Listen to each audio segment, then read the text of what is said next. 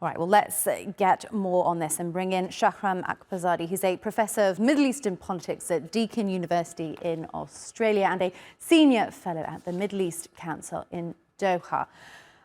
Unprecedented times is what our reporter was saying there, and describing the possibility of a repeat of what we saw in Gaza, potentially a slow build-up of bombing and then eventually a ground invasion. Do you predict that? Is that what you think will happen? Well, all indications suggest that Netanyahu has decided that it's time to open a new front in Lebanon.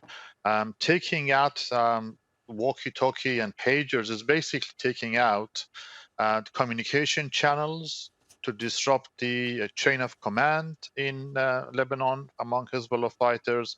And that suggests that there is something more coming. So all indications suggest that we should be bracing for major combat. And what do you make of the timing of all of this? Of course, Israel still has troops in Gaza. It's running limited operations also in the West, in the occupied West Bank. Is it wise for them to open yet another front with Lebanon and potentially involving ground forces as well? What do you make of that timing? I don't know if wisdom comes into decision-making for Prime Minister Netanyahu's government. Netanyahu has decided that it is in his personal interest to pursue conflict.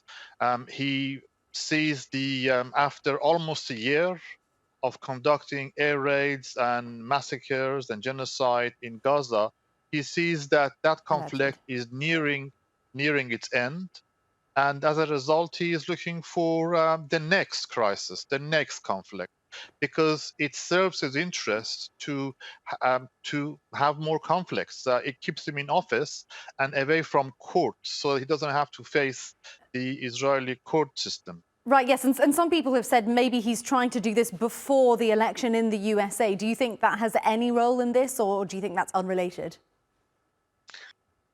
I'm not sure if it's a major factor in their thinking. Possibly there could be some indication that if Kamala Harris comes to office, she might try to exert some level of control and restriction on Israeli government. But I don't know if that's a big factor. We know that the Joe Biden administration has been very, very reluctant to impose any restrictions or conditions on the use of US military hardware and weapons that Israel is using to conduct genocide in Gaza.